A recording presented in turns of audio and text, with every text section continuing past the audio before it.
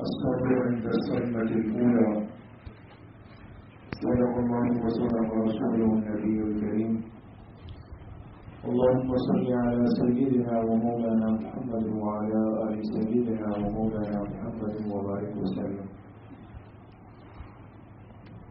اللہ سبحانہ و تعالی کا ہم سب پر بہت بڑا کرم و احسان ہے کہ دین کی بات سننے کی نسبت سے اللہ پاک نے ہم سب کو یہاں پر جمع کیا ہے. اللہ تعالیٰ ہم سب کے اس بیٹھنے کو سننے سنانے کو اپنی بارگاہ عالیہ میں قبول فرمائے اور ہم سب کے ظاہر اور باطن کی اصلاح کا ذریعہ بنائے. اس دنیا میں انسان پر اللہ کی نعمتیں اتنی زیادہ ہے، اتنی کثیر ہے اور اتنی بے شمار ہے کہ ہم اس کو گنتی تو دور کی بات ہے، اس کو سوچنے کا تصور بھی نہیں کر سکتے. اس لیے کہ انسان دن میں کتنی مرتبہ سانس لیتا ہے، اور صرف سانس لیتا نہیں ہے بلکہ اللہ پاک کا نظام یہ ہے، آپ حضرات زیادہ واقف ہیں کہ سانس کی ترکیب اللہ پاک نے ایسی رکھی ہے کہ آکسیجن انسان اندر لیتا ہے اور کاربن ڈائی آکسائڈ باہر نکالتا ہے. سانس اندر جاتی ہے، ہم کھینچتے ہیں اور پھر اس کے بعد جو دوسری سانس ہوتی ہے اس کو باہر نکالتے ہیں. اسی سانس کے اندر جانے پر باہر آنے پر ہماری زندگی کا نظام چل رہا ہے. شیخ سعدی رحمۃ اللہ علیہ جو اس امت میں ایک بہت بڑے بزرگ اللہ کے ولی گزرے ہیں، انہوں نے بڑی عجیب بات لکھی ہے. فرمایا یہ انسان اگر یہ سوچ لے کہ میں اللہ کی نعمتوں کا شکر گزار بن جاؤں تو فرمایا یہ جب اندر سانس لیتا ہے تو یہ ایک نعمت ہے، اور جب اندر کی سانس باہر نکلتی ہے، ہوا باہر نکلتی ہے، یہ دوسری نعمت ہے. تو فرماتے ہیں انسان تم خود اندازہ لگاؤ کہ جو سانس اندر گئی، جو آکسیجن اندر گئی، ابھی تم نے اس کا شکر پوری طرح ادا بھی نہیں کیا تھا کہ اللہ پاک نے دوسری نعمت تم پہ یہ کر دی کہ عافیت کے ساتھ اندر کی سانس باہر آ گئی، اور ابھی تم اس کے شکر ادا کرنے کا سوچ ہی رہے تھے کہ اللہ کی تیسری نعمت آ گئی. تو فرماتے ہیں کہ یہ انسان تو اپنے ایک سانس کا شکر ادا نہیں کر سکتا ساری زندگی، باقی نعمتوں کا شکر کیسے ادا کرے. اس لیے میرے محترم دوستوں، بھائیوں اور بزرگوں، عرض کرنے کا مقصد صرف اتنا ہے کہ ہم ہر وقت اللہ پاک کی نعمتوں کے اندر ڈوبے ہوئے ہیں، ہر وقت اللہ پاک کی کسی نہ کسی نعمت کو استعمال کر رہے ہیں. ہاں یہ الگ بات ہے کہ بہت ساری نعمتیں ہم پر، آپ پر ایسی ہیں کہ جن کے بارے میں آج تک یہ بھی محسوس نہیں ہوتا کہ شاید یہ بھی کوئی نعمت ہے. ہم اسے اپنی زندگی کا ایک حصہ سمجھ لیتے ہیں، لیکن حقیقت یہ ہے کہ وہ بھی بہت بڑی نعمت ہوتی ہے، اور احساس اس وقت ہوتا ہے جب وہ نعمت انسان کے ہاتھ سے نکل جاتی ہے. تو آج ہماری اس مجلس کا، اس بیٹھنے کا مقصد تو یہ ہے کہ یقیناً ایک صدمے کی بات ہے، ایک غم کا موقع ہے کہ اس گھر کے جو سرپرست تھے، جو بڑے تھے، وہ دنیا سے رخصت ہو گئے، اور بحیثیت ایک مسلمان ہونے کے یہ بات ہمارے ایمان کا حصہ ہے کہ بڑوں کا وجود باعث خیر و برکت ہوتا ہے. بہت ساری برکتیں، نعمتیں ایسی ہوتی ہیں جو ان کے وجود سے اللہ پاک نے جوڑ دی ہوتی ہیں. وہ کچھ بھی نہیں کرتے، اپنی جگہ بیٹھے ہوئے. بعض دفعہ ہم سمجھتے ہیں کہ یہ سب کچھ میں کر رہا ہوں، یہ تو سب کچھ میں کر رہا ہوں. وہ تو کرسی پہ بیٹھے ہوئے، پھر بستر پہ جاتے ہیں، پھر کھانا کھاتے ہیں، پھر کرسی پہ آ جاتے ہیں، اور انہوں نے تو کچھ بھی نہیں کیا. لیکن میرے عزیزوں، دوستوں، بزرگوں، ایسا نہیں ہے. ان باتوں کا احساس ان برکتوں کے اٹھنے کے بعد ہوتا ہے. پھر انسان کو احساس ہوتا ہے کہ بھئی وہ سارے کام ایسے ترتیب پر کیسے ہو جاتے تھے، اور آج ہم 3-4 بھائی مل کر بات دوڑ کر رہے ہیں لیکن نہیں ہو رہے. اللہ پاک نے اس امت کو یہ احساس دلایا ہے کہ بڑوں کا صرف وجود یہ بھی باعث برکت ہے، باعث خیر ہے. اس لیے جب جناب رسول اللہ صلی اللہ علیہ وسلم اس دنیا سے پردہ فرما کے تشریف لے گئے، اور جس دن آپ اللہ کی بارگاہ میں حاضر ہوئے، پہنچ گئے، تو بہت بڑے صدمے کا وقت تھا اس امت پر. اس سے بڑا صدمہ امت پہ نہیں آ سکتا قیامت تک، جو حضور کی جدائی کا ہے.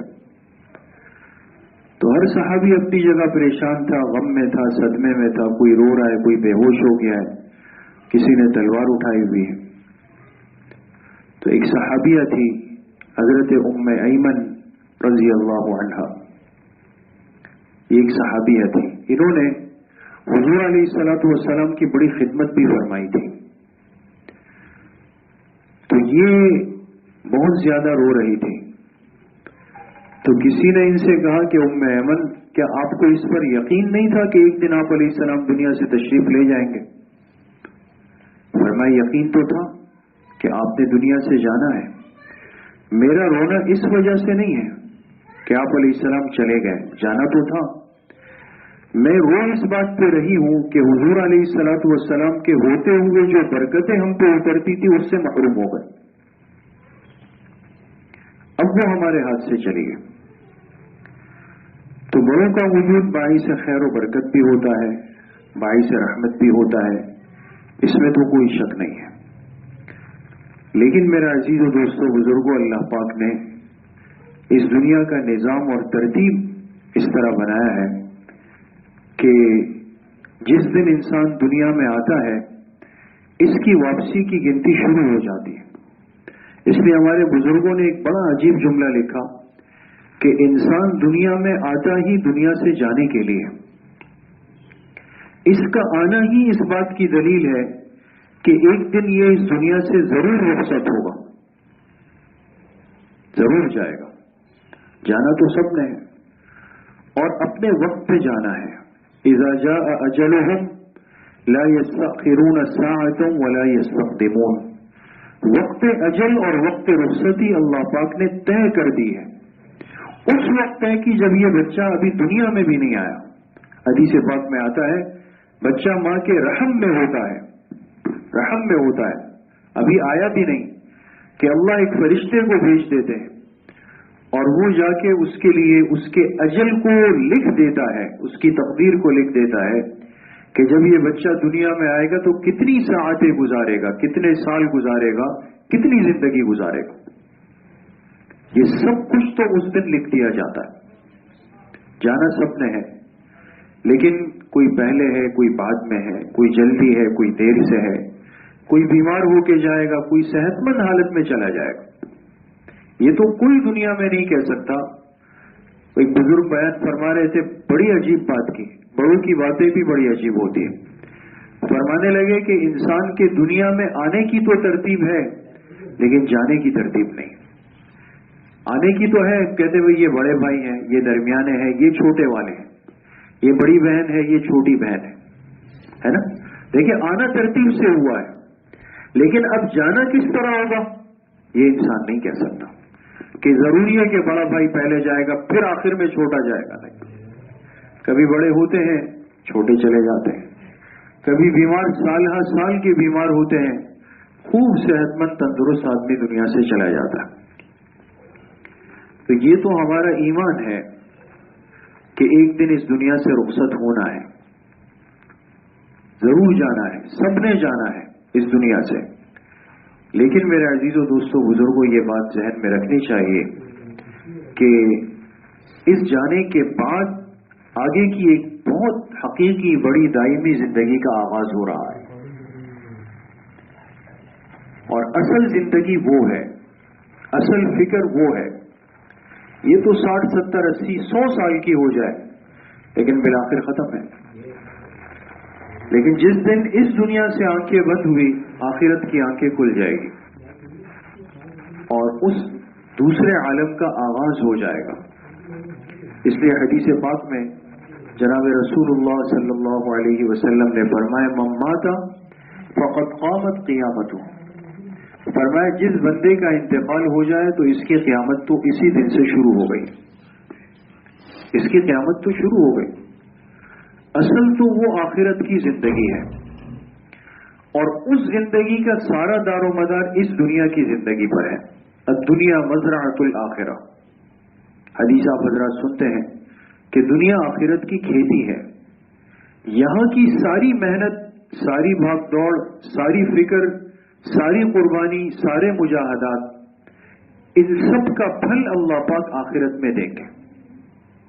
ان چیزوں پہ کبھی پریشان نہیں ہونا چاہیے کہ میں نے دنیا میں اتنے اعمال کیے، اتنی نیکیاں کی، اللہ کے لیے راتوں کو اتنا جاگا، اتنے نفلی روزے رکھے، تہجد بھی پڑھی، صدقہ خیرات انفاق بھی کیا، اس کے باوجود یہ کیسے ہوا، اس کے باوجود یہ میرے ساتھ برا کیسے ہوا، اس کے باوجود لوگ کیوں مجھ سے نفرت کرتے ہیں. یہ چیزیں نہیں سوچنی، اس لیے کہ ہماری ساری عملی محنت وہ اللہ کی ذات کے لیے ہو رہی ہے. جب وہ اللہ کے لیے تو بدلہ بھی اللہ پاک سے. ہاں اگر مخلوق کے لیے خدا نخواستہ کی جا رہی ہے تو پھر مخلوق سے بدلہ لے لیں. حدیث پاک میں آتا ہے انسان مخلوق کے لیے کوئی بڑے سے بڑا عمل اس دنیا میں کر جائے گا، لیکن اس مقصد سے کہ مخلوق تعریف کر لے میری، ان کے سامنے میں اچھا نظر آ جاؤں، تو قیامت کے دن اللہ پاک فرمائیں گے جن کے لیے کیا تھا انہوں نے دنیا میں تعریف کر دی، ختم ہو گئی. فرشتوں سے کہا جائے گا منہ کے بل گھسیٹ کے جہنم میں ڈال، سب ختم ہو جائے. تو پہلی بات تو میرے دوستوں بزرگوں یہ ہے کہ یہ موقع ہمیں اپنی اس آخرت کی حقیقی زندگی کی تیاری کی طرف ترغیب دے رہا ہے. آج ہم ان کے دادا کی جدائی میں بیٹھے ہوئے ہیں، کل ہم لوگ بھی چلے جائیں گے، کل ہم نہیں ہوں گے، ہماری جدائی میں لوگ بیٹھے ہوئے ہوں گے. اس طرح یہ تو ایک ایک کر کے دنیا سے رخصت ہونا ہے، ایک ایک کی چارپائی اٹھنی ہے. تو سمجھدار عقل مند انسان وہ ہے جو اس سے عبرت حاصل کر لے، یہ آخرت کی اس حقیقی دائمی ابدی زندگی کے لیے محنت کر لے. دوسری بات میرے محترم دوستوں بزرگوں یہ ہے کہ ہم جناب رسول اللہ صلی اللہ علیہ وسلم کے امتی ہیں اور ہماری خصوصیت یہ ہے کہ ہم ایمان بالغیب کے قائل ہیں. غیب کا مطلب وہ بہت ساری چیزیں جو ہمیں اپنی آنکھوں سے نظر نہیں آ رہی، لیکن ہم اس پر ایمان اور یقین رکھتے ہیں. کیوں؟ اس لیے کہ ہمیں اللہ کے پیارے پیغمبر نے بتائی ہے.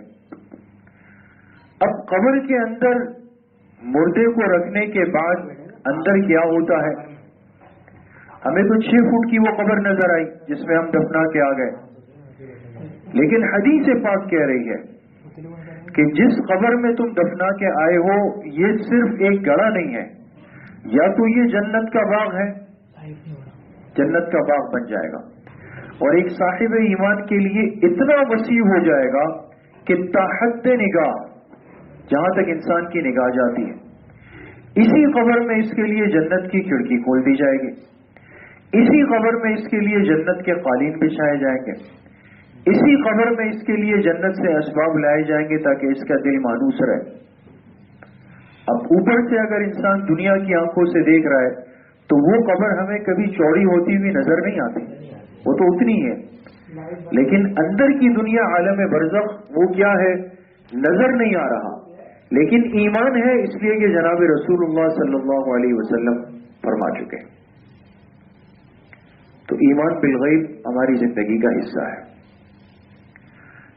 تو آج کی زندگی میں بہت ساری باتیں سامنے آتی چلی جا رہی ہیں اور ایک افسوس کہیں اس کو یا اپنی کمزوری کہیں کہ ہم مسبب الاسباب سے زیادہ اسباب پر یقین کرنے لگ گئے ہیں. اسباب چیزیں ہیں دوستوں، اور ان اسباب کو پیدا کرنے والی ذات اللہ تعالیٰ کی ہے، وہ مسبب الاسباب ہے.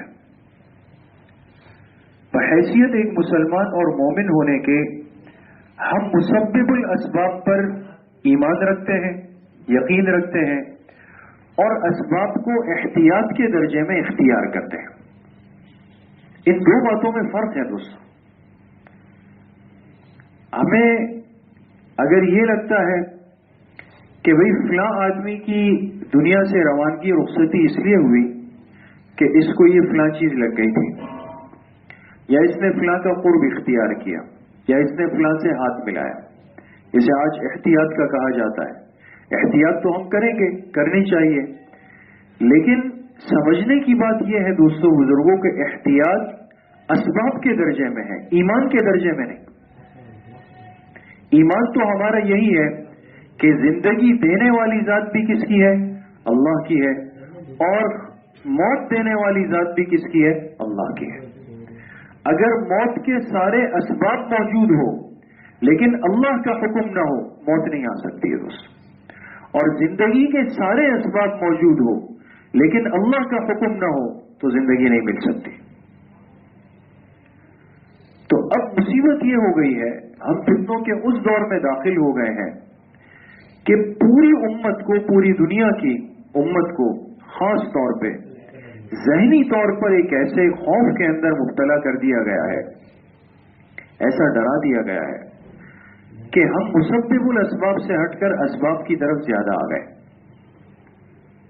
اب انسان سے ڈر رہا ہے، احتیاط کر رہا ہے، مصافحہ نہیں کر رہا۔ میں نے عرض کیا نا، یہ احتیاط ہے اور کرنی چاہیے، لیکن اس احتیاط کو ہم درجہ کیا دیں، اصل یہ بات آج سمجھنے کی ہے۔ اس احتیاط کو اگر آپ اسباب کے درجے میں رکھتے ہیں پھر تو بالکل ٹھیک ہے، لیکن اگر اس اسباب کو آپ یقین کے درجے میں لے جائیں گے اور میں اور آپ یہ کہیں گے جی اگر میں نے اس سے ہاتھ ملایا تو پھر تو میں گیا، یا اگر میں اس کے ساتھ بیٹھا تو پھر تو میں گیا، یا اگر میں ہاسپٹل گیا تو پھر تو میں گیا، تو ایسا نہیں ہے دوست۔ ایک مسلمان ہونے کے اعتبار سے آج اپنے ایمان کے تقاضوں کا 100% اظہار کرنا بہت ضروری ہو گیا۔ یہ عالم کفر ہمارے ایمان سے اتنے برے طریقے سے کھیل رہا ہے، کیونکہ خود تو ان کا آخرت پر، اللہ کی ذات پر، جنت جہنم پر کوئی ایمان یقین نہیں ہے، لیکن ہمارا جو ایمان ہے وہ تو 100% اللہ کی ذات پر ہے۔ اب ہم ایک خوف اور ڈر کے اندر اتنا آگے چلے جائیں کہ انسان سے دور بھاگ رہا ہے۔ تو اب آپ بتائیں کہ یہ جو ہمیشہ ہم نے فضائل سنے، خدمت کے، صلہ رحمی کے، مریض کی عیادت کے، ایک دوسرے کا خیال رکھنے کے، ایثار و ہمدردی کے، یہ پھر کہاں چلے جائیں گے؟ تھوڑی سی یعنی ذہن پر زور ڈال کر حالات پر نظر ڈالنے کی ضرورت ضرور ہے دوستوں۔ یہ باتیں اس کو اتنا ہلکا نہ لیا جائے جتنا ہم اس کو لے رہے ہیں، اس لیے کہ دجالی فتنوں کا آغاز ہے جو قرب قیامت کا سب سے بڑا فتنہ ہے، اور اتنا بڑا فتنہ ہے کہ خود جناب رسول اللہ صلی اللہ علیہ وسلم ہر نماز کے بعد دعا مانگتے تھے، اللہم انی اعوذ بک من فتنۃ المسیح الدجال، اس فتنے سے پناہ مانگی۔ صحابہ حیران تھے کہ بھئی آپ کیوں ہر نماز کے بعد یہ دعا اہتمام سے مانگنے لگ گئے؟ آپ نے فرمایا اس لیے کہ جب یہ فتنہ آئے گا تو انسان کے لیے اپنا ایمان بچانا مشکل ہوگا، اسباب کو اتنا عروج دے دیا جائے گا، اتنا اٹھا لیا جائے گا کہ ہر انسان یہ سمجھے گا کہ بھئی یہ دجال ہی سب کچھ ہے، اسباب اس کے ہاتھ میں ہے، یہ جو چاہے وہ کر سکتا ہے۔ تو اللہ پر یقین ختم ہوگا، اس طرف یقین آ جائے گا۔ اب دنیا کے حالات کو میرے دوستوں بزرگوں آپ دیکھیں تو ہمیں ان 10-11 مہینوں میں تقریباً سال پورا ہو رہا ہے، پچھلے مارچ سے معاملات شروع ہوئے، تو کیا ایسا محسوس نہیں ہوتا دوستوں کہ امت مسلمہ کو ایک جھلک دکھائی گئی کہ دنیا کے نظام کو ہم قابو کر رہے ہیں، ہم اگر چاہیں تو ہم سب کچھ کر سکتے ہیں۔ ہمارے لیے حرمین بند ہو گیا، حج نہیں کر سکی امت اس دفعہ، روضہ نبوی پر حاضری نہیں دے سکی امت اس دفعہ، مسجدوں میں ترتیب کے ساتھ تراویح کی نماز نہیں ہو سکے. سارے معاملات کو ایک اتنے منظم اور پلاننگ کے انداز میں کیا گیا کہ ہر مسلمان بیچارہ یہ سوچنے پہ مجبور ہوا کہ واقعی یہ اسباب ہیں تو ہم ہیں، یہ اسباب نہ ہو تو ہم نہیں رہیں گے. تو عرض کرنے کا مقصد اس موقع پر صرف یہ ہے کہ ہم مایوسی کی کیفیت میں نہ جائیں، مایوسی کی کیفیت میں نہ جائیں. ہمارے ایک بزرگ اس دن بیان فرما رہے تھے گزشتہ اتوار کو ہماری مسجد میں، انہوں نے بڑی عجیب بات فرمائی. فرمایا یہ جو ایک تو وبا ہے، اللہ پاک سب کی حفاظت فرمائے، فرمایا ایک تو وبا ہے، وہ اپنی جگہ پر ایک مسئلہ ہے، ہم احتیاط کرتے ہیں اور کریں گے، کرنی چاہیے. لیکن فرمایا اس سے بڑی مصیبت جو ہمارے اوپر مسلط ہو گئی وہ اس وبا کا خوف ہے. شاید اس وبا نے اتنا نقصان نہیں کیا جتنا اس کے خوف نے کر دیا ہے. تھوڑا سا اس چیز سے اپنے آپ کو نکالنا بہت ضروری ہو گیا ہے کہ اپنے ایمان پر، اللہ کی ذات پر اور جناب رسول اللہ صلی اللہ علیہ وسلم کے فرامین پر اعتماد اور یقین ہمارا اس درجے میں قائم ہو جائے کہ بھئی یہ چیزیں تو سب اسباب ہیں، احتیاط کے درجے میں ہیں، لیکن جب تک اللہ کا حکم نہیں ہوگا، اللہ کا امر اور فیصلہ نہیں ہوگا تو کچھ بھی نہیں ہو سکتا. تو اس لیے اس خوف کی کیفیت کو اپنی زندگیوں سے اس وقت ختم کرنے کی بہت زیادہ ضرورت ہے. اپنی بالکل ایک نارمل لائف میں آنے کی، ترتیب کے ساتھ چلنے کی ضرورت ہے. یہ ہمارے ایمان کا تقاضا ہے. تیسری اور آخری بات مختصراً کہ ایک مسلمان جب دنیا سے چلا جائے تو ہمارا تعلق اور رابطہ ان سے ختم نہیں ہوتا. یہی فرق کفر اور اسلام کا ہے. کافر اپنے مردے کو جلا دیں، پانی میں بہا دیں، ہوا میں اڑا دیں یا زمین میں دفنا دیں، جو بھی صورت اختیار کریں، لیکن وہ سمجھتے ہیں کہ بس ہمارا کام یہاں تک تھا، اب یہ مٹی ہو گیا، ختم ہو گیا. ہمارا تو یہ عقیدہ نہیں ہے. دنیا سے جانے والے سے تعلق بھی ہے اور اس کا حق بھی ہے، یہ یاد رکھیں. اس کا حق بھی ہے. حق کیا ہے؟ سب سے بڑا حق دنیا سے جانے والوں کا یہ ہے کہ ان کے لیے ایصال ثواب کرنا ہے. یہ ایصال ثواب وہ رشتہ ہے، وہ تعلق ہے جو جانے والوں کا دنیا میں رہنے والوں سے تعلق مضبوط کرتا چلا جاتا ہے. ہم اس میں کمزور ہو گئے ہیں اور رسمیات میں بہت زیادہ جکڑ گئے ہیں. الحمدللہ یہاں تو ایسا نہیں ہے، لیکن ہم دیکھتے ہیں کہ آپ نے بھی سنا دیکھا ہوگا کہ ہمارے یہاں مزاج بن گیا ہے کہ بھائی جی آج سویم ہے، تیسرا دن ہے، چلے سب جمع ہو گئے، قرآن خوانی ہو گئی، بریانی کھائی، ختم. پھر کیا ہے؟ پھر کچھ بھی نہیں. تو کیا 3 دن کے بعد ہمارے اس مرحوم کو ہمارے ایصال ثواب کی ضرورت نہیں رہی؟ اب وہ ختم ہو گئی. تو اس لیے یہ چیزیں رسم نہیں ہے، یہ تو ہمارا دین ہے. ہم ایصال ثواب روز کی بنیاد پر کریں، روز کی بنیاد پر. ان کا ایک حق ہے جو آپ حضرات کے ذمہ اب لازم ہو گیا. روز قرآن کریم کا کچھ حصہ تلاوت کر کے ان کے روح کو ایصال ثواب کریں. اور بالکل آسان طریقہ جو علماء نے لکھا ہے، آسان سہل طریقہ، وہ یہ ہے کہ روزانہ کوئی ایک وقت طے کر لیں جس میں کم از کم 1 مرتبہ سورہ فاتحہ، 3 مرتبہ سورہ اخلاص پڑھ لیں. اس لیے کہ 3 مرتبہ اخلاص پڑھنا حدیث پاک سے ثابت ہے کہ یہ قرآن کے اجر کے برابر ہے. تو 1 دفعہ سورہ فاتحہ پڑھ لیں، 3 دفعہ سورہ اخلاص پڑھ لیں، اول آخر 3 مرتبہ درود شریف پڑھ لیں. اور پھر ان کو ایصال ثواب کر دیں سب سے پہلے جناب رسول اللہ صلی اللہ علیہ وسلم کو ان کے قبر اثر میں، اور پھر ان کے واسطے سے پوری امت کو کر دیں. اور پھر خاص طور پہ آپ نے جن کا تذکرہ کرنا ہے تو ان کا نام لینے کہ بھئی ہمارے حضرت والد صاحب یا ہماری والدہ یا دادی یا دادا جو بھی ہے، کہ بھئی ان کو بھی اللہ پاک اس کا ثواب کامل درجے میں پہنچا دیں. تو علماء نے لکھا ہے کہ انسان جتنی دفعہ یہ پڑھتا ہے تو ایسا نہیں ہے کہ یہ تقسیم ہو جائے گا، حصوں میں تقسیم ہو جائے گا، بلکہ اللہ کی ذات اتنی مہربان ہے کہ ہر ایک مرحوم کو اس کا پورا اجر مل جاتا ہے، پورا کا پورا اجر مل جاتا ہے. تو جتنا زیادہ سے زیادہ ایصال ثواب ہم کرتے رہیں گے ان کا حق بھی ادا ہوتا رہے گا. اور دوسری بات یہ ہے کہ وقتاً فوقتاً ان کی قبر پہ حاضری دینا.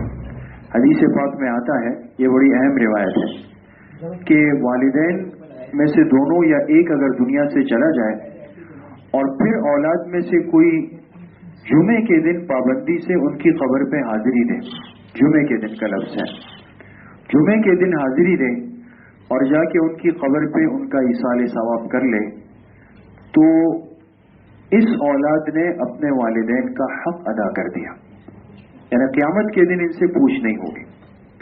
ظاہر سی بات ہے، ہم نے زندگی میں مختلف مراحل گزارے، کبھی بدتمیزی بھی کر جاتے ہیں، کبھی بحث بھی کر جاتے ہیں، تیز بات کر جاتے ہیں، کتنی کوتاہیاں ہیں، لیکن بڑے ہوتے ہیں وہ معاف کرتے رہتے ہیں. تو جو جمعے کے دن جا کے ایصال ثواب کرتا ہے، تو حدیث پاک میں آتا ہے کہ اللہ پاک اس مرحوم کا حق گویا کہ اس اولاد سے پورا کر دیتے ہیں. اللہ کریم مجھے بھی آپ سب کو صحیح عمل کی توفیق نصیب فرمائے. وآخر دعوانا ان الحمد للہ رب العالمین. الحمد للہ رب العالمین والصلاة والسلام علی سید الانبیاء والمرسلین سیدنا و مولانا محمد وآلہ واصحابہ اجمعین. یا اللہ یا ارحم الراحمین، ہمارے صغیرہ کبیرہ ظاہراً باطناً ہر طرح کے گناہوں کو معاف فرما دے. یا اللہ پوری امت کے گناہوں کو معاف فرما دے. حضور علیہ الصلوۃ والسلام کی صحیح اور سچی محبت نصیب فرما دے. پوری زندگی اتباع سنت میں گزارنے کی توفیق نصیب فرما دے. یا اللہ آنے والی حقیقی زندگی آخرت کی تیاری کی توفیق ہم سب کو نصیب فرما دے. یا اللہ دنیا میں جتنی کوتاہیاں، غفلتیں، گناہ آپ کو ناراض کیا، یا اللہ نادم شرمندہ ہے، ہمارے گناہوں کو معاف فرما دے. ساری زندگی یا اللہ اعمال سے جڑ کر، سنتوں سے جڑ کر گزارنے کی توفیق نصیب فرما دے. جتنے مرحومین مرحومات دنیا سے جا چکے ہیں اللہ پاک سب کی مغفرت فرما دے. ہمارے حنظلہ کے جو دادا صاحب انتقال کر گئے ان کے لیے دعا فرمائے. اللہ پاک ان کی کامل درجے میں مغفرت فرما دے. اللہ ان کی قبر کو نور سے منور فرما دے. جتنا یہ حضرات پڑھتے ہیں اور پڑھیں گے اللہ پاک ان سب کو ان کے حق میں صدقہ جاریہ فرما دے. باقی اس گھر میں جتنے بیمار ہیں یا اس مجلس میں ہیں اللہ پاک سب کو شفاء کامل عاجل نصیب فرما دے. ہم سب کا خاتمہ بالایمان و بالخیر نصیب فرما دے. ہماری دعاؤں کو اپنے فضل و کرم سے، فضل و رحمت سے اپنی بارگاہ میں قبول اور منظور فرما دے. وصلی اللہ وسلم علی نبینا محمد وآلہ وصحبہ اجمعین برحمتک.